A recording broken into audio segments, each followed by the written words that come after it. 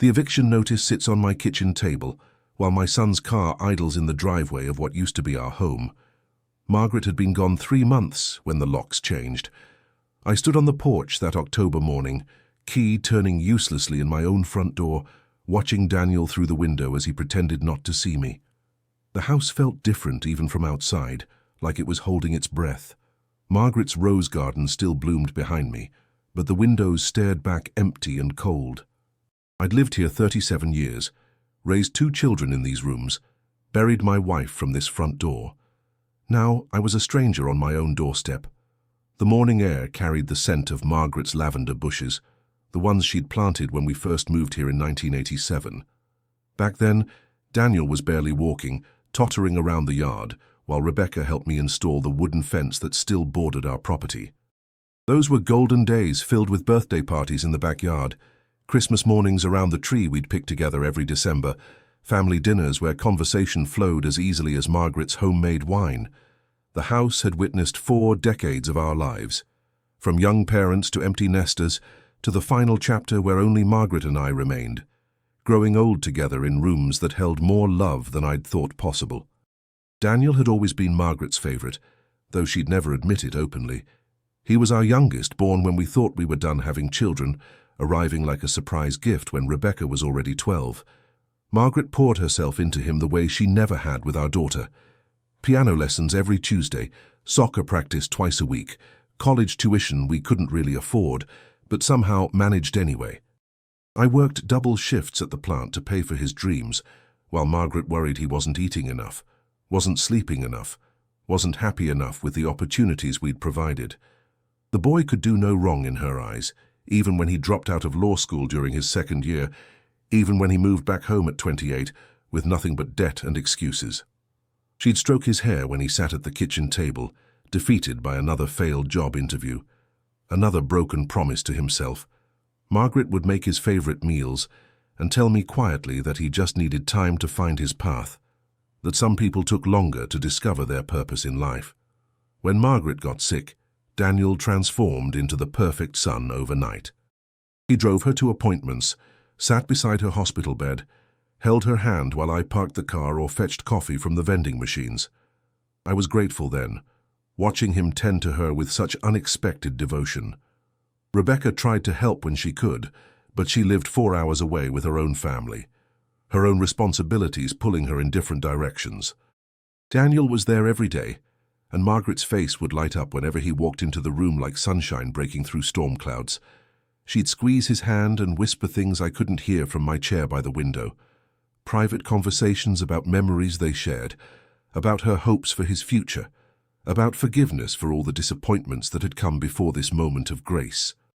I thought grief had finally made him grow up, had given him the purpose he'd searched for his entire adult life. The chemotherapy sessions stretched through that horrible spring and summer, each treatment leaving Margaret weaker than the last. But Daniel never missed an appointment, never complained about the hours spent in sterile waiting rooms.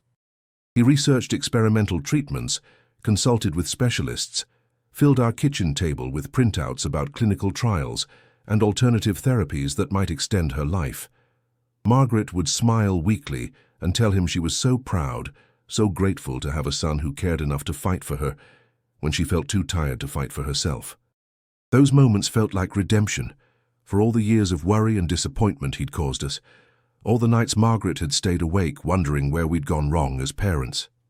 After the funeral, Daniel stayed in his old bedroom upstairs. He said he needed time to process, needed to be close to Margaret's memory in the house where she'd loved him unconditionally for 32 years. I understood that feeling completely, the way the house still smelled like her perfume, the way her coffee mug remained unwashed by the sink because moving it felt like erasing another piece of her presence. We moved around each other carefully those first weeks, 2 men learning to live without the woman who had been our center, our translator, our bridge across the generational gap that had always existed between us. The first sign came when Daniel started asking questions about the mortgage. He wondered aloud about property values in our neighborhood, about refinancing options, about my retirement plans for the years ahead. I thought he was worried about me, about whether I could manage the house payments on my pension alone after 40 years of shared financial responsibilities. Margaret had handled our finances with quiet competence, and I felt lost trying to navigate bank statements and insurance claims without her guidance to show me which bills mattered most. When Daniel offered to help sort through her papers, I handed him the key to her desk drawer and felt nothing but relief wash over me. Someone younger, someone sharper with numbers, could make sense of the financial maze that overwhelmed me completely. The dining room became his command center, papers spread across Margaret's grandmother's oak table like pieces of a complex puzzle only he could solve. Daniel worked with methodical precision, creating filing systems Margaret would have admired, organizing decades of documents into logical categories that finally made sense to my confused mind. Insurance papers here, investment statements there, tax returns arranged chronologically in neat stacks that told the story of our financial life together. He seemed to find genuine purpose in the work, a way to channel his grief into something productive and meaningful for our family's future. I'd bring him coffee and watch him study each document with the intensity he'd once brought to his abandoned law books, making notes in a leather journal I'd never seen before, but assumed he'd bought for this important task. He asked careful questions about Margaret's will, about the beneficiary designations on our accounts, about property laws in our county that might affect how we handled her estate. His inquiries seemed natural, the kind of details someone would need to understand when settling complex financial affairs. I answered as best I could, grateful someone else was taking charge of complexities that made my head spin whenever I tried to focus on numbers and legal terminology that might as well have been written in a foreign language. Rebecca called every few days from her home in Charlotte, checking on both of us with the concern of a daughter who'd always been responsible and thoughtful. She worried about me rattling around the big house alone, suggested I might be happier in a smaller place, somewhere with less maintenance and fewer memories to haunt my daily routines. Daniel would listen to these conversations from the kitchen doorway, his expression unreadable as he absorbed his sister's well-meaning advice about my future living arrangements. When I'd hang up, he'd shake his head and mutter something about Rebecca not understanding what the house meant to me, to our family, to the legacy Margaret had wanted to preserve. He was right, I thought gratefully. She'd moved away, built her own life in another state. This place was my connection to Margaret, to everything we'd shared during 4 decades of marriage. Daniel understood that bond in ways Rebecca never could, having lived here longer, having deeper roots in soil Margaret had tended with such devoted care. The questions became more pointed as weeks passed into months. Daniel wanted to know about my debts, about my monthly expenses, about how long I realistically planned to stay in the house given my advancing age. He brought up my health, the burden of maintaining such a large property alone, the practical considerations of someone in my position trying to manage responsibilities that had once been shared between 2 people. His concern felt genuine, wrapped in the same worried tone Margaret used to use when she thought I was working too hard or eating too little during stressful periods at the plant. But something cold crept into his voice when he talked about the future, about practical matters, about what made financial sense for someone approaching 70. I began to notice how his eyes lingered on Margaret's jewelry box, on the antique furniture she'd inherited from her mother, on the family heirlooms that held more sentimental value than monetary worth. The way he looked at our possessions felt different somehow, calculating rather than nostalgic, like he was making an inventory rather than remembering the stories behind each treasured piece. I found the locksmith's receipt by accident, tucked between insurance forms on Margaret's desk. The date was 3 days away, scheduled for a Tuesday morning when I'd be at my weekly doctor's appointment downtown. Daniel had written detailed instructions about changing all the exterior locks, about providing new keys to only one resident of the property. My hands shook as I read his neat handwriting, recognizing the careful planning behind each word, the deliberate timing that would leave me locked out of my own home while he established control over everything inside. The appointment confirmation was underneath it, a meeting with a probate attorney named Harrison Webb, scheduled for that same afternoon. Daniel had listed himself as Margaret's primary heir, had included copies of bank statements and property assessments, had prepared a comprehensive portfolio that painted me as an aging widower incapable of managing a substantial estate.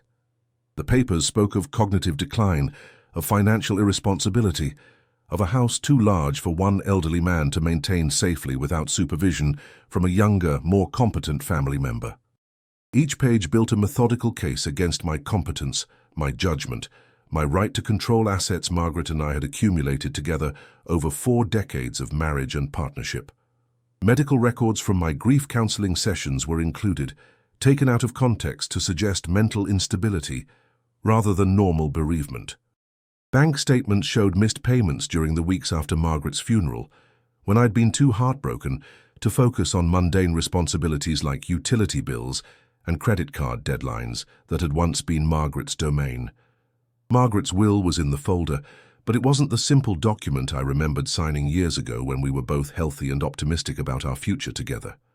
This version had been updated 6 months before her death, during one of her chemotherapy weeks, when pain medication left her confused and exhausted by treatments that were supposed to save her life. Daniel had witnessed her signature, had arranged for a notary to visit the house, had somehow convinced her to change everything while I was at work, earning money to pay for medical bills that were bankrupting us slowly. The house, our savings, even her jewelry now belonged to him, with a small monthly allowance designated for my care in what the document called an appropriate assisted living facility.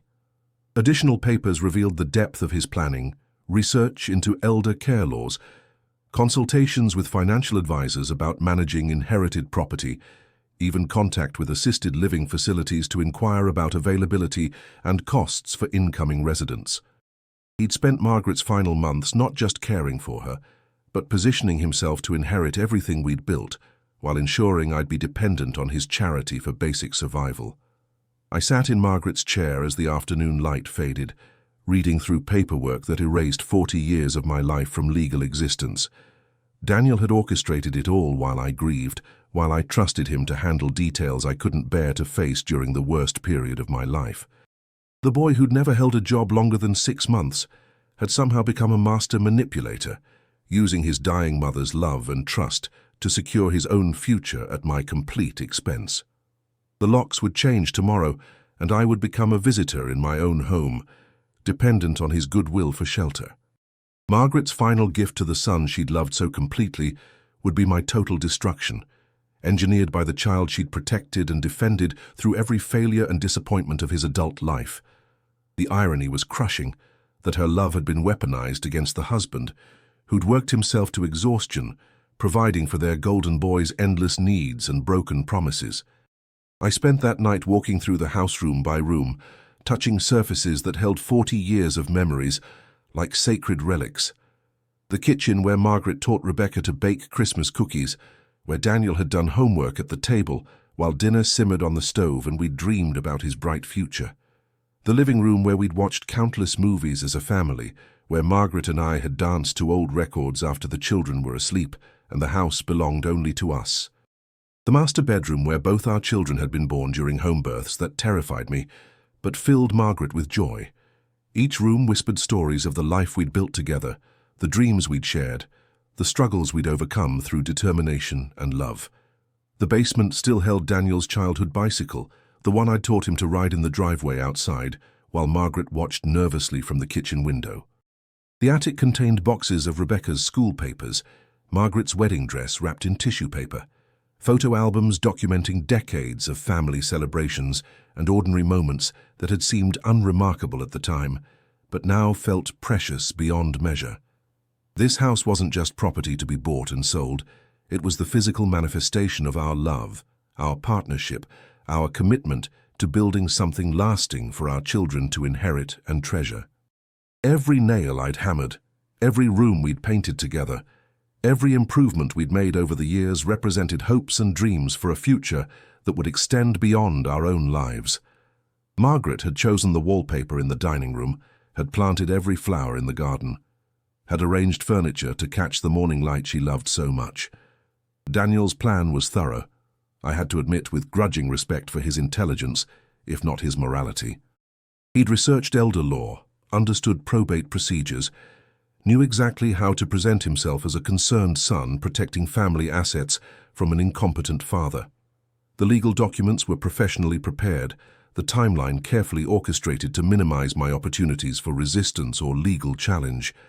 He'd even contacted assisted living facilities in advance, had toured 3 different options and put deposits down to demonstrate his commitment to my well-being and proper care. But he'd made one crucial mistake in his planning, an oversight that would prove fatal to his carefully constructed schemes.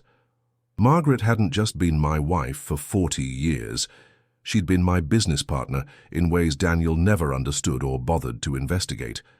We'd bought rental properties together in the 80s, had invested in her brother's construction company when it was struggling to survive, had quietly built a portfolio of assets that never appeared on our household bank statements because Margaret believed in diversification and privacy.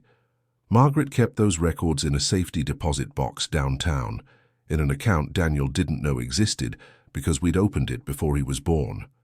The key hung on a chain around my neck, hidden beneath my shirts like a secret I'd forgotten I was keeping until this moment of desperate need.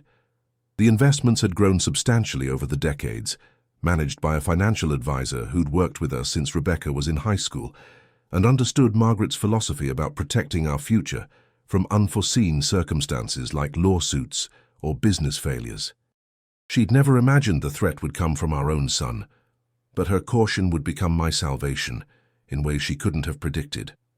As dawn broke over the neighborhood we'd called home for 37 years, I made coffee in my kitchen one last time and began planning my response to Daniel's betrayal. The boy had underestimated his father in ways that would cost him everything he thought he'd already won through manipulation and lies. The locksmith arrived precisely at 9, just as I'd expected from reading Daniel's detailed scheduling notes.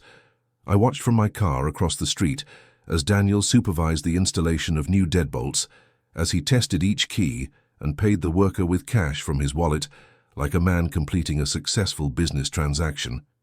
He'd dressed nicely for the occasion, wearing the navy suit Margaret had bought him for job interviews he'd never bothered to attend during his years of unemployment and false starts. The performance was almost convincing, a responsible son securing his elderly father's home against intruders and confusion. His body language radiated confidence and satisfaction, the demeanor of someone whose careful plans were finally coming to fruition after months of patient preparation. He directed the locksmith with authority, specifying which locks to change and which keys to provide, speaking like the homeowner he believed himself to be. I could see him through the front window afterward, walking through rooms that no longer belonged to me legally, surveying his new domain with the pride of conquest rather than the sorrow of loss. He called my cell phone an hour later, his voice heavy with manufactured concern and false sympathy. There had been a break-in attempt during the night, he explained with practiced sincerity. Damage to the front door that required immediate security upgrades for everyone's safety.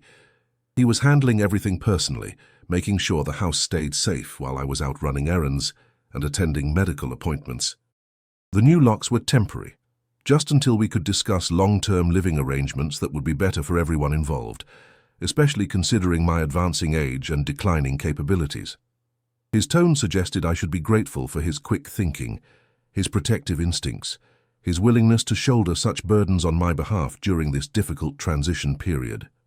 The lies flowed smoothly, practiced and polished like lines from a play he'd rehearsed for months, while I trusted him to handle Margaret's affairs with honesty and integrity. Every word was calculated to make me feel helpless and dependent, to convince me that his control over my life was not only necessary, but merciful given my supposed limitations and confusion. The attorney's office downtown was exactly what I'd expected, all leather chairs and impressive diplomas, designed to intimidate elderly clients into accepting whatever terms their adult children proposed without question or resistance. Harrison Webb was younger than Daniel, with the smooth confidence of someone who'd never been denied anything he really wanted in life. He reviewed Daniel's documentation with practiced efficiency, nodding at the medical assessments, the financial analyses, the carefully constructed narrative of paternal decline that painted me as a danger to myself and my assets.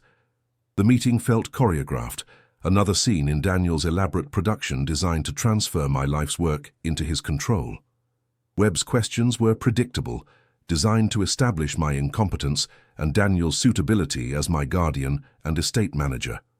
He asked about my daily routines, my ability to manage finances, my understanding of the legal documents Daniel had prepared for my signature. I answered carefully, playing the role of a confused and overwhelmed widower who needed protection from his own poor judgment and declining mental faculties. But I watched Webb's face closely, measuring his reactions, waiting for the moment when I would reveal the hand Daniel had never expected me to hold. The attorney was competent, but overconfident. Another player in my son's game who had no idea the rules were about to change completely. Webb's expression shifted when I produced my own folder, when I laid out investment statements and property deeds Daniel had never seen, when I demonstrated financial sophistication that contradicted everything he'd been told about my capabilities. The rental income alone exceeded my pension, and the construction company shares had multiplied in value beyond Margaret's wildest projections when we'd first invested 30 years ago. Corporate documents dating back decades showed my active involvement in business decisions, my signature on contracts and agreements that required mental competence and financial sophistication that belied Daniel's claims about my decline. I wasn't a confused widower dependent on my son's charity. I was a substantial property owner with resources Daniel couldn't touch or manipulate, regardless of what legal documents he'd forged or coerced from his dying mother. Daniel's confidence remained unshakable, even after Webb called him that evening with news that would have shaken a less arrogant man. I could hear his side of the phone conversation through the thin walls of the hotel room where I'd taken temporary residence while planning my counterattack. He dismissed the attorney's concerns with the same condescending tone he'd used as a teenager when Margaret tried to discuss his responsibilities or future plans. My supposed hidden assets were clearly fabrications, he insisted, desperate lies from an old man who couldn't accept his own decline and dependence on his son's superior judgment. The house was his now, legally and morally, and he wouldn't be swayed by last-minute manipulation attempts from a father who'd clearly lost touch with reality during the grief process. His voice carried absolute certainty, the conviction of someone who'd planned every detail and anticipated every possible complication, except the one that would destroy him completely. Webb's warnings about my financial documentation were dismissed as professional overcaution, the kind of excessive worry that made lawyers rich and families poor. He began showing the property to potential buyers within a week, bringing real estate agents through rooms that still contained Margaret's photographs, her clothes, her lifetime collection of books and treasures that represented 40 years of careful accumulation. I drove by occasionally, watching strangers evaluate our home's market value, while Daniel played the role of motivated seller with practiced charm. He'd already moved Margaret's personal items to the basement, had staged the rooms with rental furniture to make the space feel neutral and appealing to buyers who saw only square footage and location rather than memories and love. The systematic erasure of Margaret's presence from the house she'd loved felt like a second burial, a final betrayal of the woman who'd trusted him with everything she valued most in life. Family photographs disappeared into storage boxes, replaced by generic artwork designed to help buyers envision their own lives in spaces that had once pulsed with our family's energy and dreams. Margaret's garden tools were sold at a yard sale, her recipe collection thrown away like trash, her sewing room converted into a sterile office space that bore no trace of the woman who'd created beautiful things there for decades. The asking price was aggressive, nearly twice what we'd paid in the 80s, reflecting the neighborhood's gentrification and the property's excellent condition thanks to Margaret's meticulous care.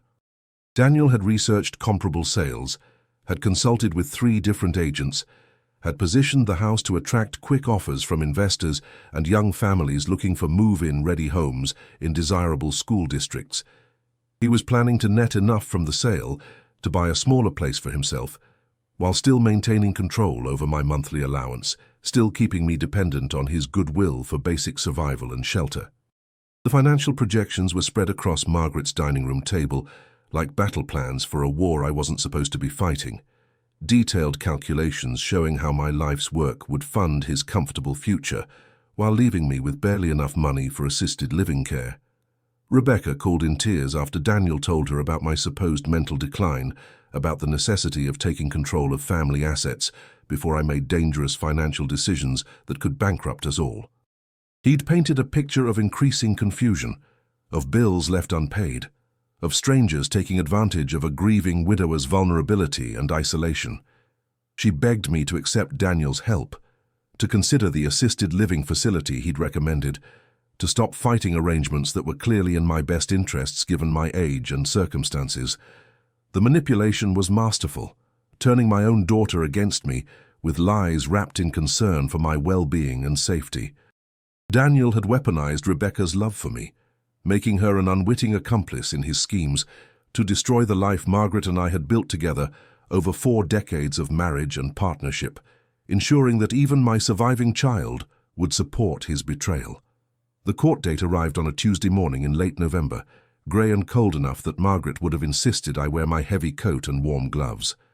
Daniel dressed like he was attending a board meeting, his hair freshly cut, his manner respectful and concerned as he spoke with his new attorney in the courthouse hallway about final strategy and presentation details. They'd prepared extensively for this hearing, had lined up witnesses to testify about my supposed incompetence, had documented every conversation where I'd seemed confused or overwhelmed by paperwork that had once been Margaret's responsibility. The strategy was comprehensive, designed to present an airtight case for emergency guardianship and immediate asset protection that would satisfy even the most skeptical judge. Medical records supported their claims, showing my doctor visits for grief counseling and sleep medication. My admissions of feeling overwhelmed by responsibilities Margaret had always handled with quiet competence.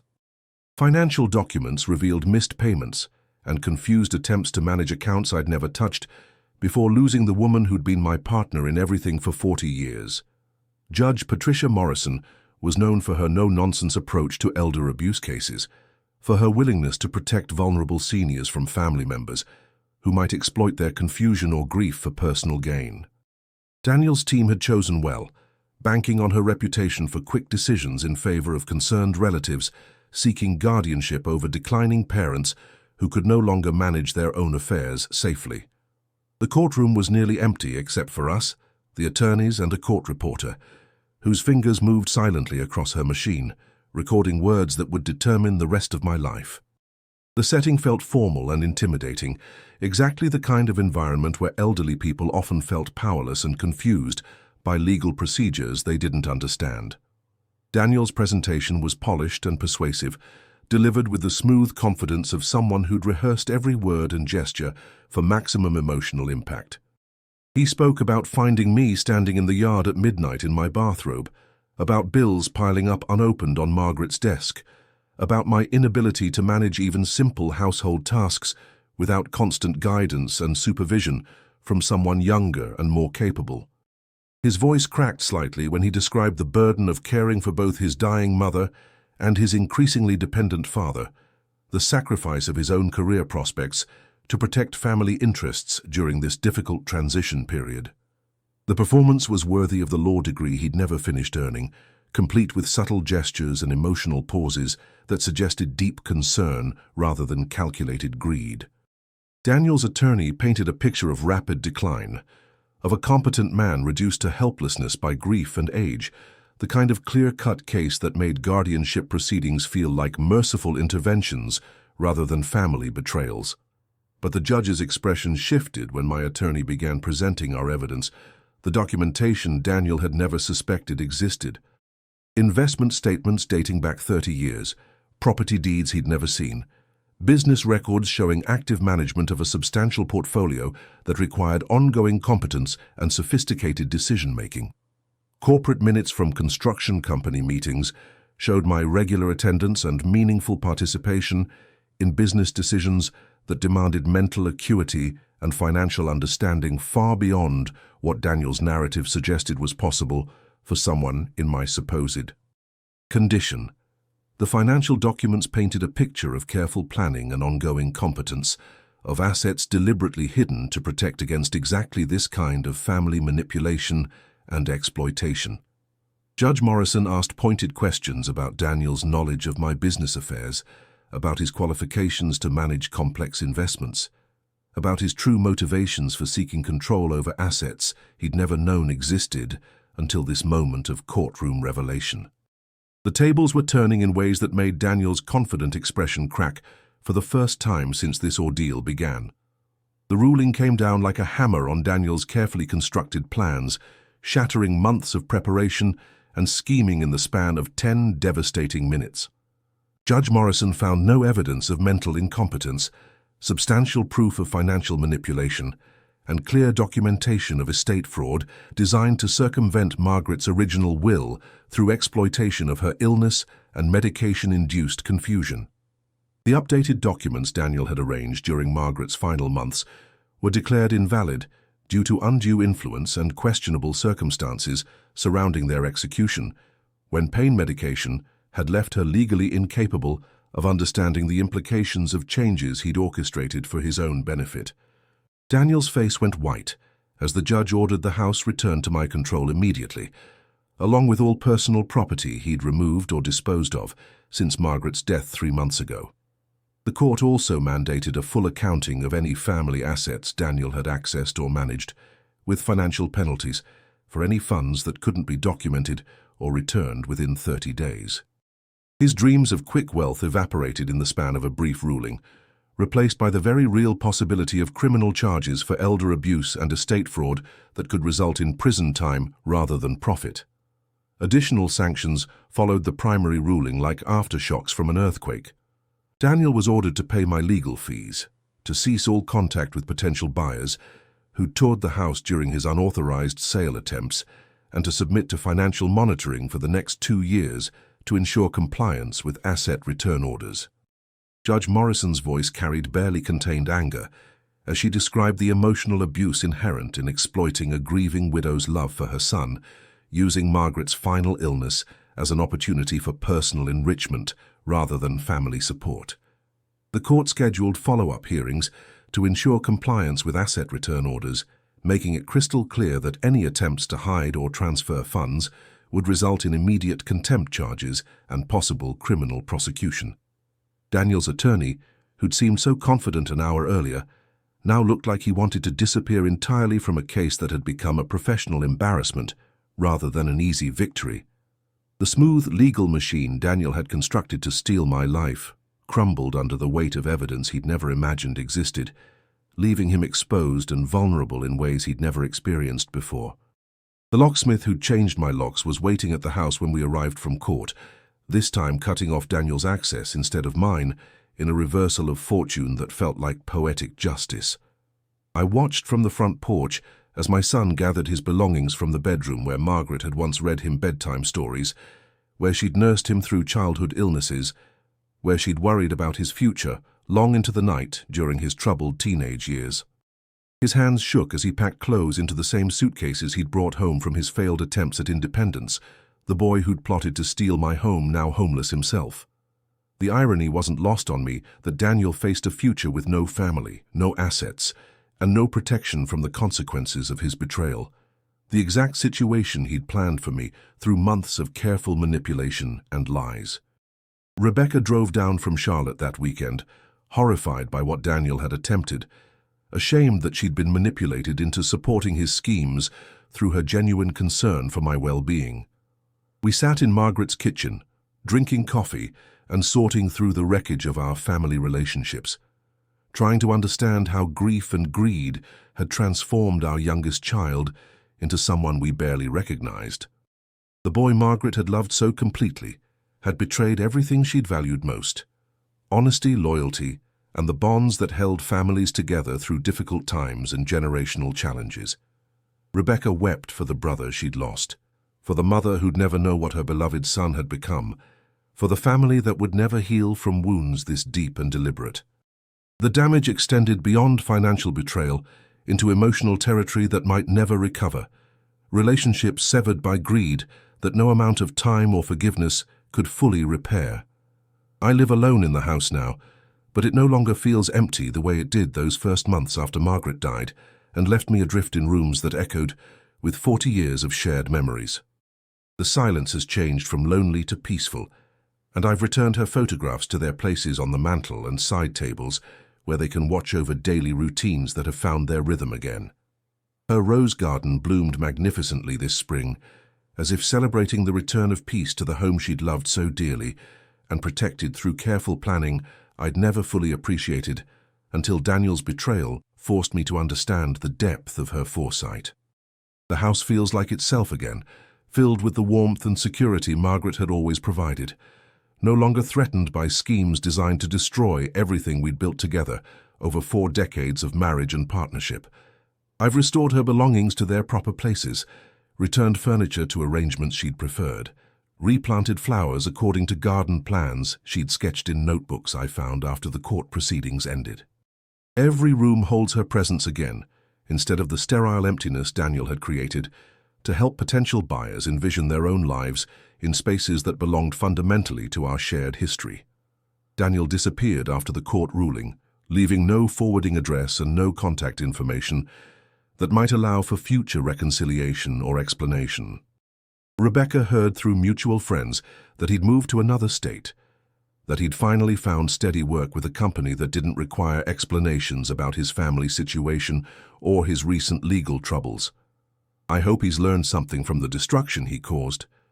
Hope he's found a way to live with the choices that cost him his mother's memory and his father's forgiveness, though I suspect the lessons came too late for meaningful change or genuine redemption. The damage to his character runs too deep for simple repair. The willingness to exploit his dying mother's love, revealing moral corruption that predates his schemes against me.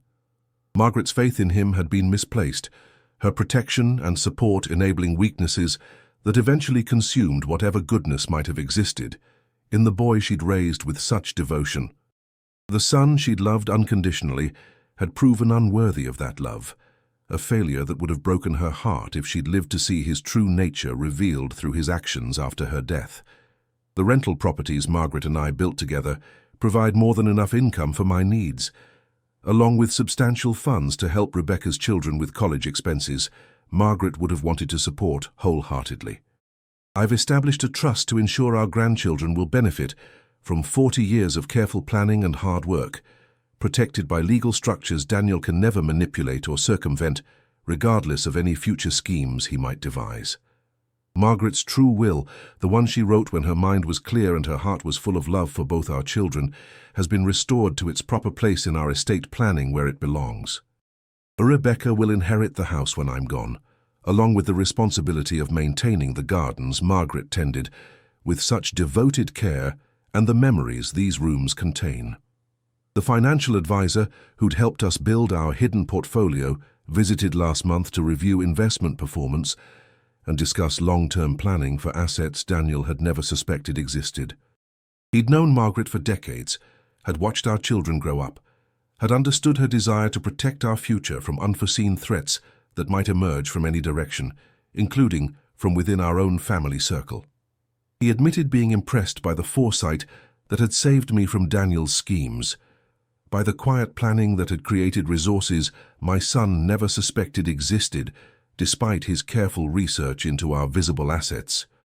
Margaret's instinct to keep certain investments separate had proven prophetic, a final gift from a woman who'd spent 40 years protecting her family from every danger she could imagine, including threats that seemed impossible until they materialized in the form of her beloved son's betrayal.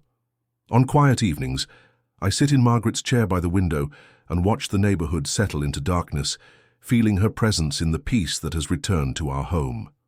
The house feels right again, filled with love rather than schemes, memories rather than manipulation. The warmth Margaret had always provided now restored to rooms that had grown cold under Daniel's temporary control. Justice came slowly, but it came completely, restoring not just my home but my faith that truth eventually prevails over even the most carefully planned deceptions. That love and loyalty ultimately triumph over greed and betrayal in ways that honor the woman whose memory I'll protect until my final day.